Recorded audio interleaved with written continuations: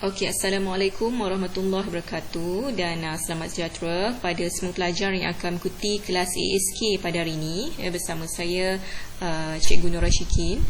Okey, pada hari ini kita akan lihat lagi apa itu struktur kawalan ulang sehingga ataupun repeat until. Di mana pada kelas yang lepas saya telah berikan penerangan di mana struktur kawalan ulang sehingga repeat until ini melibatkan tindakan ataupun proses yang perlu dilaksanakan sekurang-kurangnya sekali. Apabila proses itu, tindakan itu sudah dilaksanakan sekurang-kurangnya sekali dan apabila dia memenuhi syarat, dia akan terus tamat. Tetapi bila dia tidak memenuhi syarat, dia akan perlu ulang proses itu, perlu ulang tindakan itu sehingga memenuhi syarat. Ini yang dimasukkan dengan ulang sehingga, repeat until. Saya ada berikan kamu latihan berkaitan dengan seorang calon SPM. Dia perlu mengambil SPM sekurang-kurangnya sekali untuk melayakkan dia mendapatkan sijil dan masuk ke universiti. Syarat dia, semua subjek perlu lulus. Saya sudah lihatlah beberapa jawapan daripada rakan kamu. Ini adalah jawapan daripada dua orang rakan kamu, iaitu Chiu Kayang dan juga So Earn Yo. Kita lihat jawapan Chiu Kayang. Dia punya siri kod mula. Ulang, apa yang perlu ulang? Ulang mengambil peperiksaan SPM sehingga peperiksaan SPM lulus. Mesti ada perkataan sehingga.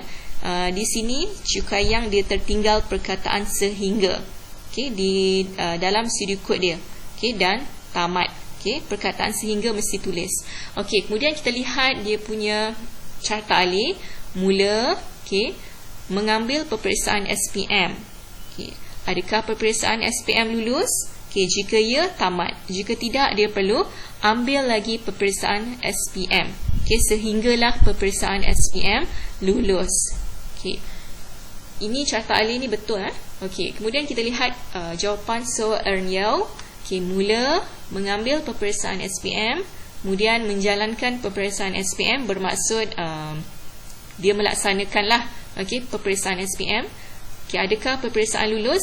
Jika ya, tamat. Jika tidak, perlu menjalankan peperiksaan SPM sekali lagi.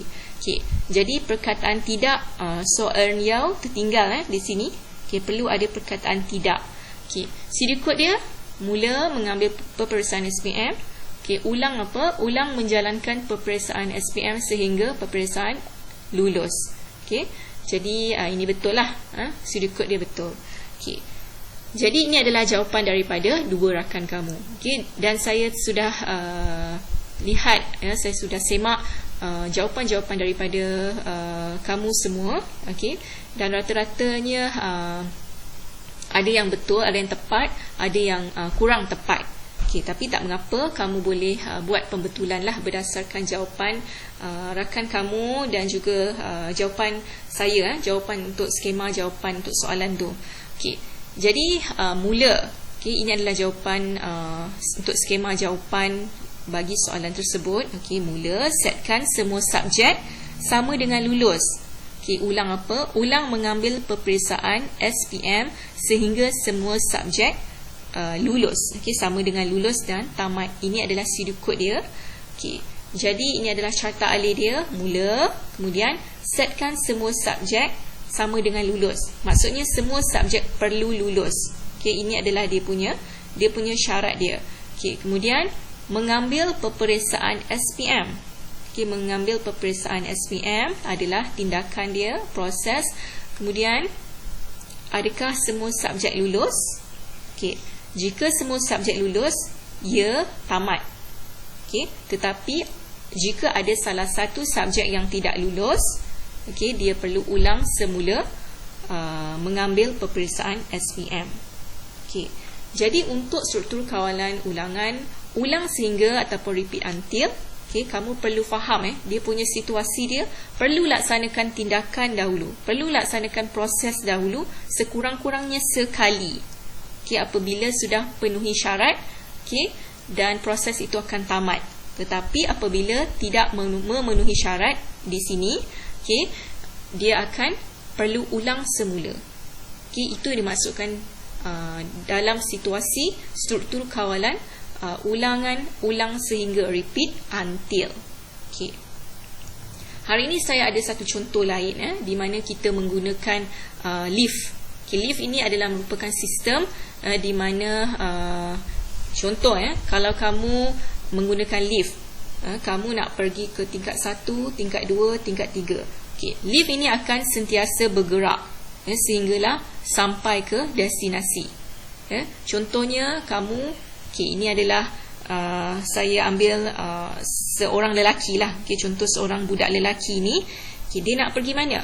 Dia nak pergi ke tingkat 3. Okay, jadi jika dia nak pergi ke tingkat 3, dia daripada ground floor, dia akan masuk ke dalam lift. Kemudian dia akan tekan butang level 3, okay, dan lift itu akan bawa dia sampai ke destinasi, sampai ke tingkat 3. Okay, jadi tak ada masalah, tak ada gangguan. Okay, jadi bila sudah sampai ke tingkat 3, tamat. Okay, terus tamat. Okay, tetapi apabila berlakunya situasi di mana ada seorang lelaki yang lain, okay, dia nak pergi ke tingkat 1, okay, dia nak pergi ke level 1. Jadi lift itu akan berhenti di mana? Lift itu akan berhenti dulu di level 1 ataupun tingkat 1. Baru dia akan bergerak ke tingkat 3. Okay, jadi untuk situasi ni, okay, lift itu akan bergerak ataupun akan berhenti berapa kali? 2 kali. Pertama di level 1 dan yang kedua di level 3, sehingga sampai ke destinasi lah. Okay. Kemudian kita lihat contohnya budak ini tadi dia sudah sampai ke level 3. Okay, dia sudah sampai ke level 3, kemudian dia nak turun semula ke ground floor. Okay, dia nak turun ke ground floor. Okay. Jika tiada tiada gangguan, okay, tiada masalah, okay, dia akan masuk dalam lift daripada level 3, kemudian dia tekan ground floor, dia akan terus turun ke ground floor. Tak ada masalah lah. Okay, sekali saja sudah sampai ke ground floor. Sekali saja sudah cukup syarat.